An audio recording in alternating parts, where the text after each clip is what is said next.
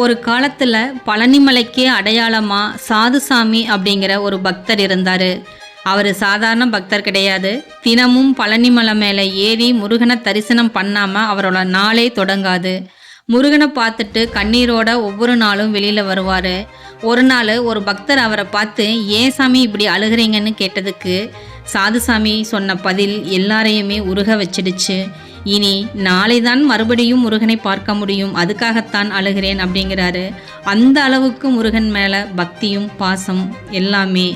ஒரு நாள் பழனி கோவிலின் நிர்வாகியும் பெரும் செல்வந்தருமான முருகேசன் சாதுசாமியை காண வராரு.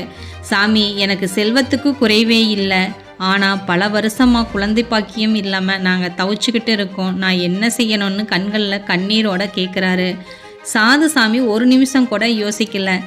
இந்த மலையே நிரம்பி வழியிற அளவுக்கு முருகனுக்கு பால் அபிஷேகம் செய், அதுவே போதும் அப்படிங்கிறாரு. முருகேசனும் எந்த சந்தேகமும் இல்லாமல் பல ஊர்களிலிருந்து பாலை வரவழைச்சு பழனி மலையே பாலால் குளிச்ச மாதிரி அபிஷேகம் நடத்துகிறாரு. சில நாட்கள் கழித்து ஒரு அதிசயம் நடந்துச்சு. முருகேசனோட மனைவி கருவுட்டுறாங்க. அதுவும் சாதாரணமாக இல்லை, முருகனை போலவே இரட்டை ஆண் குழந்தைகள் பிறக்குது. சந்தோஷம் தாங்க முடியாமல் முருகேசன் நேராக பழனிமலைக்கு ஓடி வராரு.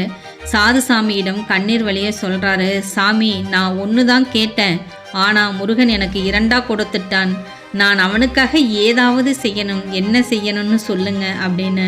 சாதுசாமி சிரிச்சுக்கிட்டே சொன்னார், நீ கொடுத்தா முருகன் வாழ போகிறாரு, எல்லாமே அவனுடையது தான், ஆனால் உன்னோட ஆத்ம திருப்திக்காக தங்கத்தேர் ஒன்று செய்து வை அப்படின்னு சொல்கிறாரு.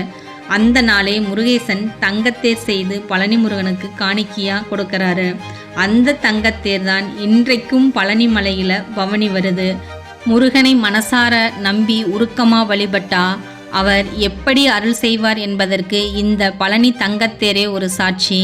இப்படிப்பட்ட சுவராசியமான ஆன்மீக கதைகள் தொடர்ந்து கேட்கணுன்னா நம்ம சேனலை சப்ஸ்கிரைப் பண்ணிக்கோங்க.